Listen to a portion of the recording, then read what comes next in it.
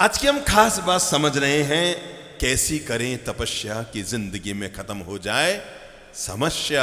मेरे भाई, हम जिस देश की माटी पर जन्मे हैं ना, ये देश की माटी पूरी दुनिया के लिए हमेशा गुरु का काम करती रही है। मैं मानता हूं कि हमारी देश की माटी ने आइंस्टीन जैसे वैज्ञानिकों को पैदा नहीं किया, हमारी देश की माटी ने सिकंदर जैसे विश्व विजेताओं को पैदा नहीं किया, लेकिन हमारी देश की माटी पर हमें गौरव है। ये वो देश की माटी है जिसने कभी राम की मर्यादा को जन्म दिया, ये वो देश की माटी है जिसने कभी कृष्ण के कर्म योग को पैदा किया, ये वो देश की माटी है जिसने कभी महावीर की अहिंसा को जन्म दिया है, और यही वो देश की माटी है जिसने बुद्ध की करुणा को जन्म दिया है। इसलिए हम कहते हैं ना, मेरे देश की धरती, बोलो बोलो बोलो, सोना उगले उगले हीरे मोती, मेरे देश की धरती। मैं कश्मीर से कन्याकुमारी तक पदयात्रा करके आया हूंगा। मैं एक एक खेत खलिहान में गया और जाकर खोजा मैंने, अरे कहां है मेरे देश के वो खेत जहां पर हीरे और मोती पैदा होते हैं। तो मुझे पता लगा, इस देश ने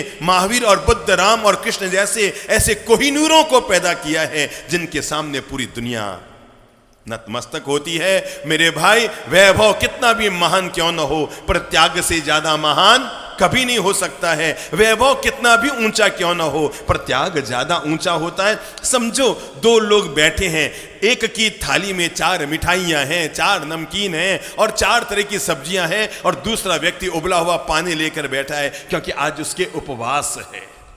तो आपको क्या लगेगा, आज पुण्य का उदय किसके है? जो माल को खा रहा है उसके है, या जो माल का त्याग कर रहा है उसके है?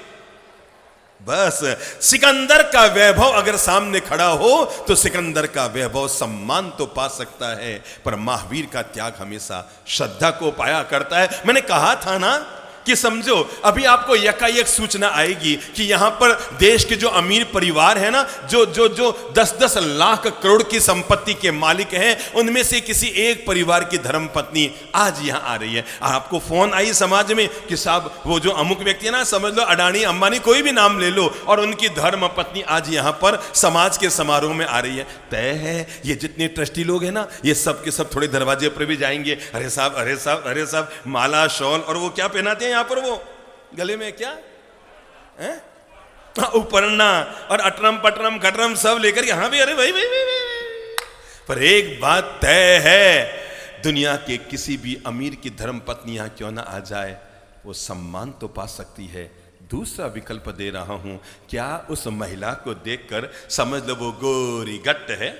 समझ लो वो बहुत अमीर है, समझ लो वो चार्टर्ड विमान से उदयपुर आई है, और पता लगा उसके लिए रॉयल्स कार पहले ही आई हुई है और वो समारोह में आ रही है। पर आप में से जरा हाथ खड़ा करो तो, ये मुपत्ती बांधी हुई सारी मैंने बताओ तो, क्या किसी के मन में 1 सेकंड के लिए भी भाव आएगा कि अपन बोले तिखो तो आया एनम, बोलने का मन आएगा? बोलो बोलो, yes no, yes no, no ना, पक्की बात। और ये जो मुपत्ती हाथ में लिए बैठी है, उनके मन में आएगा कि इच्छा मी खमास मनो, आएगा मन में, आएगा? क्यों? क्योंकि अमीरी सम्मान तो पा सकती है, पर श्रद्धा तो फकीरी को ही मिलती है।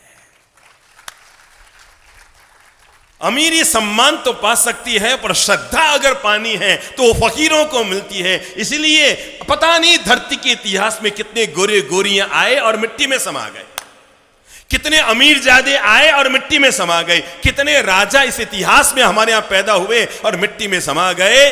पर जिन लोगों ने राज वैभव का त्याग किया और मुक्ति के मार्ग पर निकल पड़े, वे महावीर और बुद्ध जैसे महापुरुष, वे राम और कृष्ण जैसे महापुरुष आज भी मंदिरों में पूजे जा रहे हैं। इसलिए नहीं कि उनका वैभव महान था, इसलिए नहीं कि उनका चेहरा सुंदर था, इसलिए क्योंकि उनका चरित्र महान था। इसलिए हमारे देश की माटी ने आइंस्टीन जैसे वैज्ञानिकों को पैदा नहीं किया, पर गौरव कीजिए, हमारे देश की माटी ने महावीर और बुद्ध जैसे महापुरुषों को पैदा किया है। एक लाइन आज अपने दिलो दिमाग में नोट कर लेना, वैभव कितना भी महान हो, क्या कहा मैंने? वैभव क्या कहा? कितना भी महान हो, पर आपका भव नहीं सुधार सकता। वैभव कितना भी महान क्यों न हो, वह आपका भव नहीं सुधार सकता।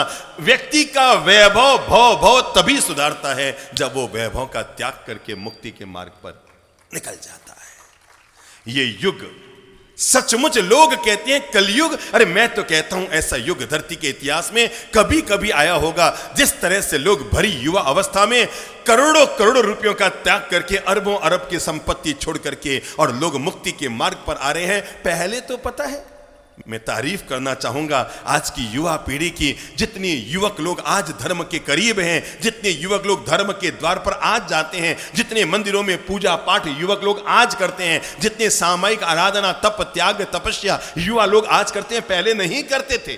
पहले प्रवचन और सत्संगों में वही बूढ़े बुढ़ियां आकर के बैठ जाते थे और खमा अंदाता चलता रहता था। युग बदला है, धर्म की नई प्रेरणाएं जगी है, लोगों की सोच बदली है, लोग धर्म के करीब आए हैं, लोगों ने धर्म के महत्व को समझा है, लोगों को इस बात की समझ आ गई है कि वैभव से ज्यादा मान त्याग होता है। आज मंदिरों में जाओ हजारों युवक मिलते हैं, आज स्थानकों में जाओ हजारों युवक सामायिक करते मिलते हैं, आज किसी धर्म सभा में जाओ हजारों युवक युवतियां मिलती है। अगर मैं अभी यहां भी हाथ खड़ा कराऊं, सासुएं कितनी है तो हाथ कम खड़ा होगा और बहुएं कितनी है तो हाथ ज्यादा खड़ा होगा। क्यों? क्योंकि युवा पीढ़ी धर्म के करीब आई है, युवक लोग धर्म से जुड़ना चाहते हैं। हम हमेशा पॉजिटिव बोलते हैं, नेगेटिव सोचते भी नहीं, तो बोलेंगे कहां से? ये युग अभिनंदन के काबिल है, भले ही इसे हम कलयुग कह दें, पर गौरव कीजिए। क्या वाह भाई वाह, अभी अभी मेरे कान में घटना आई, एक लड़की ने दीक्षा लेने के लिए शादी कर ली। क्या?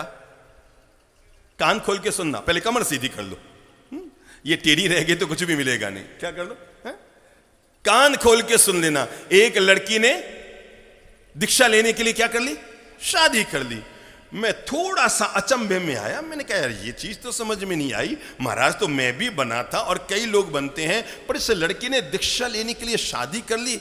हुआ ये कि उसने अपने माता पिता को बहुत समझाया कि मैं परमात्मा के रास्ते पर जाना चाहती हूँ। मैं आज तक समझ नहीं पाया लोग कितने नादान होते हैं, खुद धर्म के रास्ते पर जाते नहीं, खुद आत्म कल्याण करते नहीं, खुद मुक्ति के मार्ग पर बढ़ना चाहते नहीं, और अगर उनके बच्चे या पत्नी बढ़नी चाहे तो उसमें अंतराय और डालते रहते हैं। मैंने कई घरों में देखा है, बेचारी माताएं वर्षी तब शुरू करती है, पति अड़ जाता है, नहीं करनो। अरे नहीं करनो रे काका जी, थाके घर को कहीं जा रहे हैं, नहीं करनो। मारे मां से क्या नहीं करना, अठाई नहीं करना, फोकट की दादागिरी। खुद से नौकारसी होगी नहीं, खुद से एक दिन रात्रि भोजन का त्याग होगा नहीं, और जो करना चाहते हैं उनके जिंदगी में अंतराय डालने का काम मैंने कई घरों में देखा है। मतलब मैंने ऐसे ऐसे घरों में देखा है जहां लोगों ने वर्षे तब शुरू किया, किसी की पत्नी ने महीने भर बाद पति अड़ गया, नहीं करना नहीं करना नहीं करना, और उसके घर में भी यही मुसीबत आ गई। माँ ने कह दिया तू अगर दीक्षा लेगी तो मैं फांसी पे लटक के मर जाऊंगी। बाप ने कह दिया कि तू अगर दीक्षा ले लेगी मैं दुनिया को छोड़ के चला जाऊंगा। लोग कहते हैं ना मरता वरता कोई नहीं हो, ध्यान रखना ये फोकट के नाटक है। कोई मर जाए तो भी उसके पीछे नहीं मरता। किसी का बेटा मर जाए तो बाप नहीं मरता, और बाप मर जाए तो पीछे। वो क्या हुआ, एक युवक एक महाराज के पास रोज जाया करता था, रोज जाता और जाकर के धर्म की अच्छी बातें सीख सीख कर आता। एक दिन उस युवक ने कहा महाराज मुझे महाराज बना लो। क्या कहा? मुझे महाराज बना लो।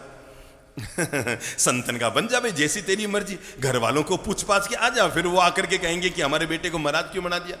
वो अगले दिन आया और आकर कहा महाराज मैं तो महाराज बन जाऊं, पर मेरी पत्नी कहती है अगर तुम महाराज बन गए तो मैं फांसी पे लटक के मर जाऊंगी। बाप कहता है कि मैं रेल की पटरी पे सो के मर जाऊंगा। माँ कहती है कि मैं कुएं में कूद के मर जाऊंगी। महाराज अब एक मैं महाराज बनूं और 8 लोग मर जाए, ऐसा महाराज बनने का क्या फायदा।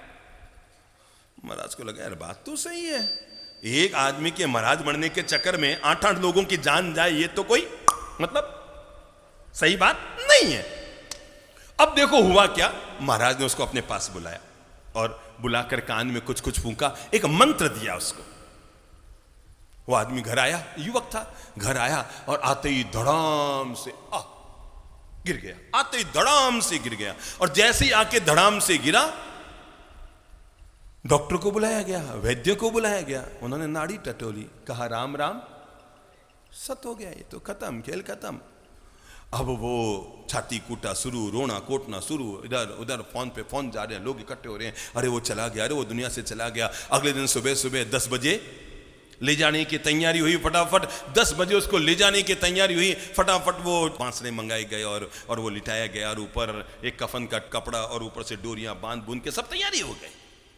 अब तो बस ले जाने ही वाले थे, कितने वो महाराज आ गए। कौन? जिनके पास वो संत बनने वाला था। महाराज आए घर में, ओ महाराज प्रणाम, महाराज, महाराज पधारो, बाप जी पधारो, बाप जी पधारे, बाप जी पधारे, बाप जी पधारे, पधारो बाप जी पधारो। अरे क्या हुआ? अरे बाप जी आपका चेला मर गया। मेरा चेला मर गया? ऐसे कैसे मर गया? अरे बाप जी पता नहीं, आपका दर्शन करके आया था और आते ये तो धड़ाम से गिर गया और 5 मिनट में उसके प्राण ही निकल गए। अब तो बस दाह संस्कार के लिए ले जा रहे हैं। संत ने कहा रुको रुको, मैं कुछ बुद्धि लगाता हूं।